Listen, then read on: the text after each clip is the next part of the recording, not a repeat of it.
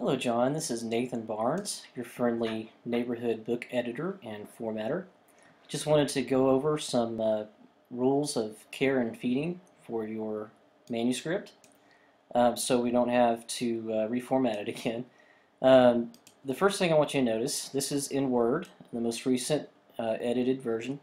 First thing I want you to note is there's a page number up here, and also on the other front matter pages. All of these pages will be lifted out before you turn them in to your publisher. I'm sure you've seen the requirements for your publisher already, but they want you to submit the front matter separately from the chapters, and you can just delete these page numbers whenever you lift it out and put it into another document. That's what you would have to do anyway in order to remove them, because Word is really funny about their page numbers. I did see your note about the weirdness in the page numbers, and in this document I have gone through and verified that every page does have a page number and it is correct. So that's pretty much it on page numbers. They're a pain in the rear with Microsoft, but you can beat it into submission with a little bit of patience. One of the things I wanted to show you here on the left, let me just take this off real quick. Okay, what I did to get this table of contents is I went through and for every title and subsection I selected a paragraph style.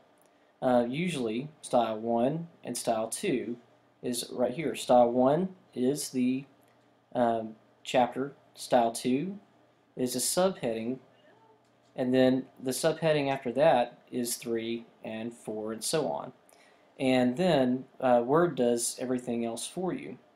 I want to suggest to you that every time you do anything to your document, you update your table of contents, and you do that by right-clicking on this area here and click Update Field,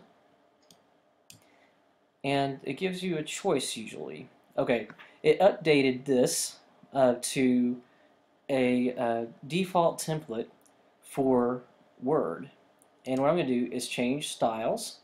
I went up and clicked on that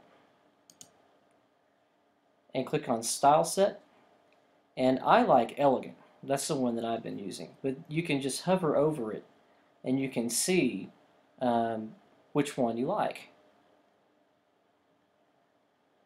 So that's a really cool thing about this, and you can also create your own style. You can do that. I personally don't do it because it's too much work, but it's basically just like setting up a paragraph style in a document, but you have to do it separately. You can't just select anything in the text or even in the table of contents, and every time you update it, it's going to change again back to something like this. So if you ever get tired of this, you can, have fun with it. What you can do is if you change it and you say, oh, I don't like the bold, you can select it and go all the way down to the end.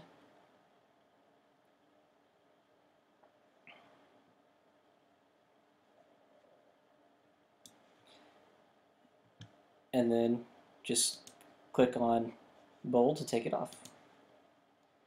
So, and you can see this flipping houses as well here to the left, and I don't know why right now, but we'll find out. One of the things that Microsoft Word is amazing at, that Pages doesn't do, to my knowledge, is you can hit Control F, and this is how you find words within your document. But over here on the left is a little thing that says Browse Headings in your document. These are all the headings that I went through and identified, and I told Word, this is a heading 1, heading 2, and this is heading 1 and heading 2 within the document. And you can easily navigate through your document without having to, look for stuff. Whenever whenever I was editing it today, I had to look through and see, okay, my story, and then I had to go down and look for another one, and it just slows you down considerably. But with this, you can just look along your table of contents and just click on it. I clicked on bookkeeping and I'm there. And it is automatically formatted here. I didn't do this. Word did. But I can go back to the table of contents, and I just clicked on it, change style, style set. I think I like elegant. And it's back. See, no capital, no all caps. So that's the way that you format your headings now, is through the change styles button. If you do it any other way, you risk losing your connection. You know, like if I were to hit backspace here and make it go up to this line, it would become the same formatting as this section. So it would be taken away from the table of contents because this isn't a heading anymore. So that's why you can lose some stuff, and you never even know that it happens. You know, you'll be looking one day for your heading and it won't be there anymore, and you'll have to look for it. So you don't want that to happen to you.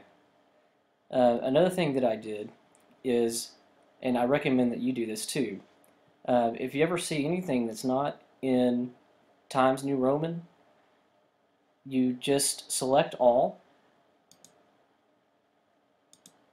See how Times New Roman disappeared? That's because the automatic formatting in the section titles here. But you can change them all to Times New Roman. But whenever you finish your, you know, for the day, and you update to your default table of contents, all these are going to revert back to what you saved it as. So you need to do that last. You know, like right before you turn in the manuscript, you can select it and you know, finalize exactly how you want it to look, so it doesn't change again.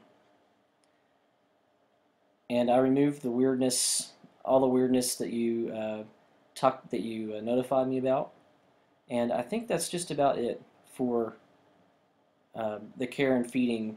I guess I should say the care and feeding of your table of contents, because this part right here on the left is just awesome. And I'm going to click back. This is the latest version in Pages, and you can tell it's a lot cleaner. This is their table of contents. The great thing about Pages is it automatically updates your table of contents. You never have to update it.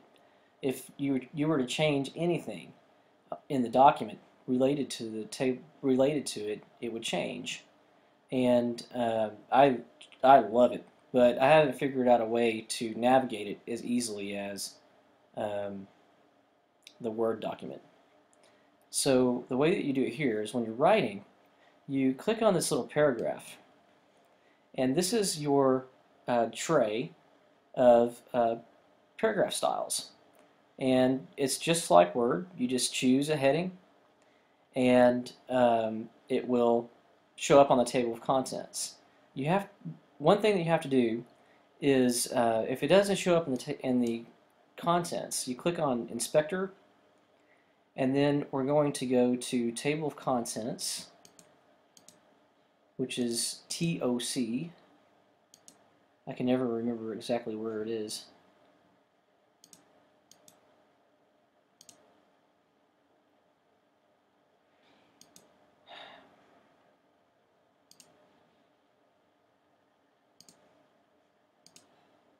There it is. It's under the very first one, and TOC's Table of Contents. And I just selected just about everything, but I'm going to go ahead and see how stuff appeared? Heading 41 is your section 4, or your 4th level subdivision, and they appeared on your table of contents. So that's pretty awesome, I think. And this TOC, the numbers, are different styles of table of contents They just give you, just like in Word, it gives you different examples or different uh, templates for the table of contents, and you can create your own if you want to create your own. So I've never done that before, so I don't really know how to do that, but maybe I'll figure it out.